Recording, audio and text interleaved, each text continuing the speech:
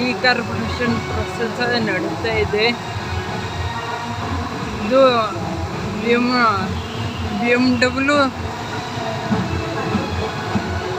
BMW A1 ಗಾಡಿ, high brand ಇದು diesel engine ಗಾಡಿ. ಯಾವ ರೀತಿ ಪ್ರೊಸೆಸ್ ಮಾಡ್ತಾ ಇದ್ದಾರೆ ಅಂತ ನೋಡಿ. 30 ನಿಮಿಷ ಆಗುತ್ತೆ ಪ್ರೊಸೆಸ್ ಮಾಡಲಿಕ್ಕೆ.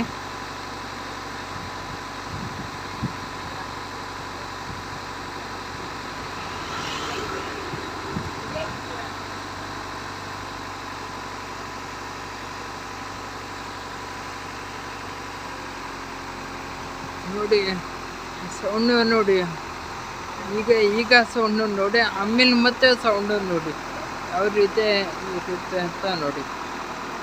ಮತ್ತೆ ವೈಬ್ರೇಷನ್ ನೋಡಿ.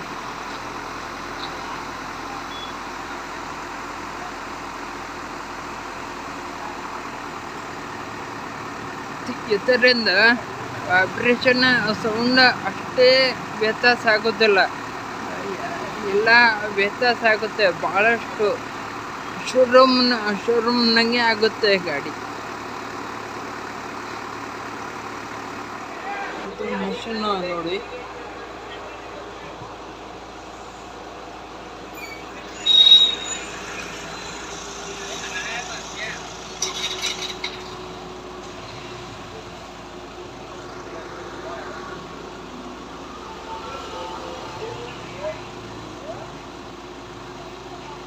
ಮುಂದೆ ಭಾಳ ಬಿಸಿಲು, ಅದಕ್ಕೆ ಈ ಕಡೆ ಬಂದಿದ್ದೆ.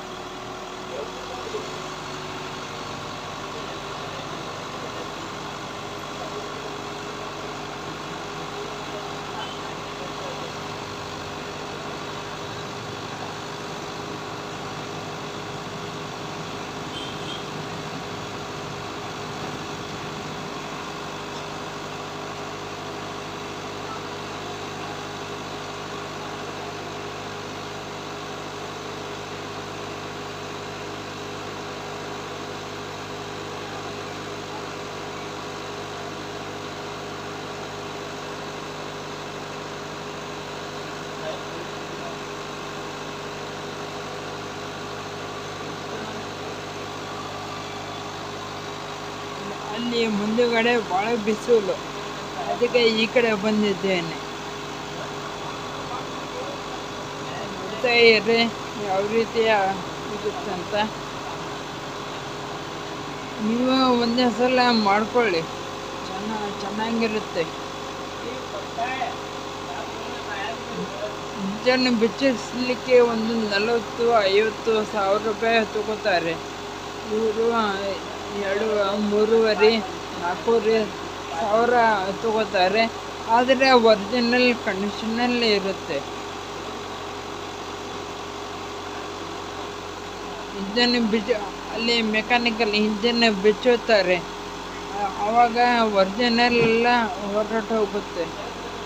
ಇವರು ಹಾಗೇನಿಲ್ಲ, ಒರಿಜಿನಲ್ ಇರುತ್ತೆ. ಈಗ ನಮ್ಮದೇ ನೋಡಿ, 2 ವೀಲರ್ ವೆಹಿಕಲ್ ಇಂಜನ್ ಬಿಚ್ಚಿ ನಾವು ಹಾಳು ಮಾಡಿದ್ದೇವೆ ಗಾಡಿ. ಈಗ ಮಾರಲಿಕ್ಕೆ ಕೊಡ್ತಾ ಇದ್ದೇವೆ. ಈಗ ನಾವು ಹೊಸ ತಗೋಬೇಕು 2 ವೀಲರ್ ಗಾಡಿ. ಇವ್ರ ಕಡೆ ಬಂದರೆ ಆ ಥರ ಆಗೋದಿಲ್ಲ, ಒರಿಜಿನಲ್.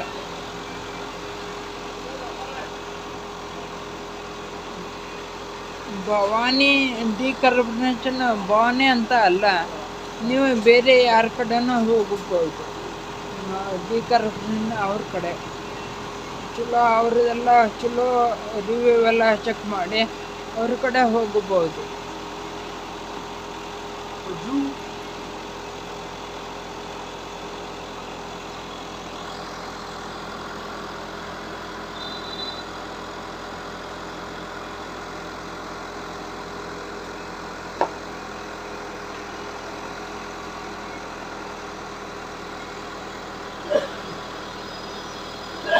ನೋಡಿ ಅವರೊಂದು ವಿಡಿಯೋ ಮಾಡ್ತಾ ಇದ್ದಾರೆ ನೋಡಿ. ಸೋಷಿಯಲ್ ಮೀಡಿಯಾದೆಲ್ಲ ಹಾಕಲಿಕ್ಕೆ.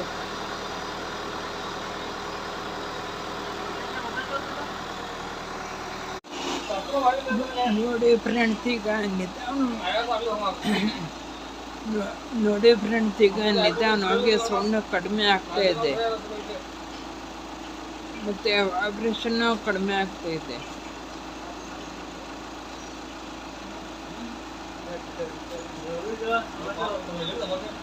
ಇದರೆಲ್ಲ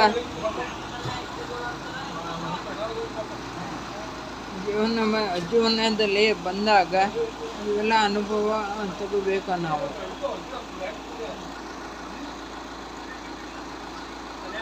ಒಂದೊಂದು ಕೆಟ್ಟದ್ದೂ ಇರುತ್ತೆ, ಒಂದೊಂದು ಒಳ್ಳೆಯದೂ ಇರುತ್ತೆ.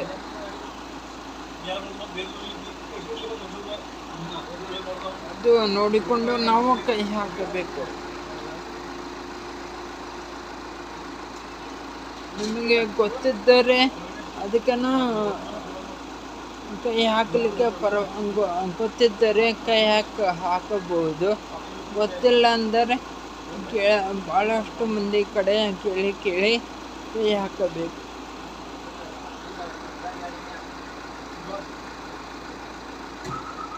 Got an awesome German vehicle which is Audi A4 for decarbonizing service, and we gonna decarbonizing it from our advanced decarbonizing German technology machine. ನೋಡಿ ಫ್ರೆಂಡ್ಸ್, ವೈಬ್ರೇಷನ್ ಮತ್ತು ಸೌಂಡು ಭಾಳ ಕಡಿಮೆ ಆಗಿದೆ ನೋಡಿ. ಮೊದಲು ಭಾಳ ಸೌಂಡ್ ಬರ್ತಾ ಇತ್ತು, ಈಗ ಸ್ವಲ್ಪ ಕಡಿಮೆ ಆಗಿದೆ. ಇದು ಸೌಂಡ್ ಬರುತ್ತೆ ಯಾಕಂದರೆ ಇದು ಡೀಸೆಲ್ ಇಂಜನ್, ಮತ್ತು ವೈಬ್ರೇಷನ್ ಕೂಡ ಬರುತ್ತೆ ಡೀಸೆಲ್ ಇಂಜನ್. ಅದಕ್ಕೆ ಏನು ಮಾಡಲಿಕ್ಕೆ ಆಗೋದಿಲ್ಲ. ಕಂಪ್ನಿಯಿಂದ ಬರೋದು ಹೀಗೇನೆ.